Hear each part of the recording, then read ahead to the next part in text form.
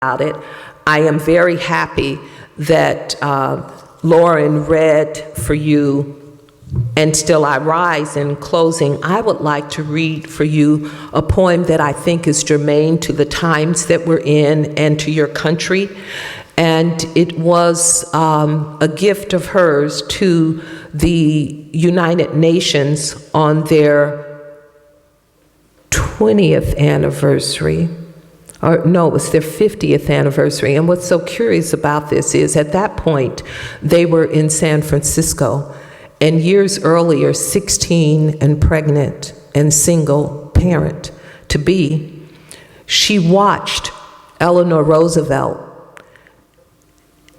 go into the UN and thought, if I could just go in there, I've got an aptitude for languages, I could do something. Later, she writes this poem, and she delivers it to largely a group of men, and she takes them to task with her words. And she takes us to task with them now. A brave and startling truth. We, this people on a small and lonely planet, traveling through casual space, past aloof stars, across the way of indifferent suns, to a destination where all signs tell us it is possible and imperative that we learn a brave and startling truth.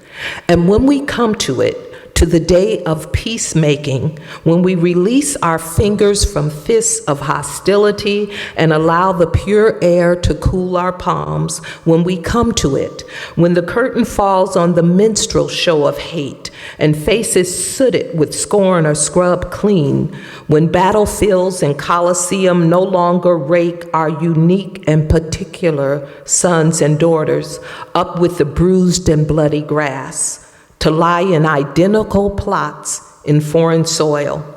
When the rapacious storming of the churches, the screaming racket in the temples have ceased, when the pennants are waving gaily, when the banners of the world tremble stoutly in the good, clean breeze, when we come to it, when we let the rifles fall from our shoulders and children's dress their dolls in flags of truce, when landmines of death have been removed and the aged can walk into evenings of peace, when religious ritual is not perfumed by the incense of burning flesh and childhood dreams are not kicked awake by nightmares of abuse, when we come to it, then we will confess that not the pyramids with their stones set in mysterious perfection, nor the gardens of Babylon hanging as eternal beauty, in our collective memory, not the Grand Canyon, kindled into delicious color by western sunsets,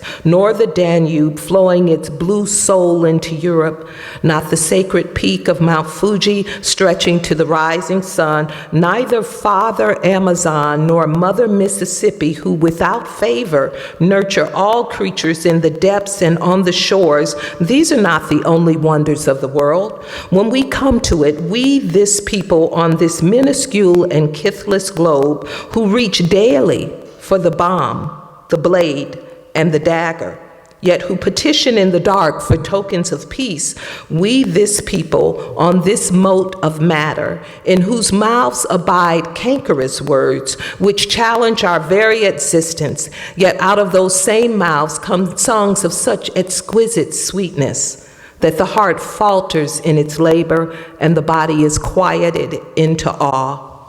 We, this people, on this small and drifting planet, whose hands can strike with such abandon that in a twinkling life is sapped from the living, yet those same hands can touch with such healing, irresistible tenderness that the haughty neck is happy to bow, and the proud back is glad to bend. Out of such chaos, of such contradiction, we learn that we are neither devils nor divines. When we come to it, we, this people on this wayward floating body, created on this earth, of this earth, have the power to fashion for this earth a climate where every man and every woman can live free without sanctimonious piety, without crippling fear.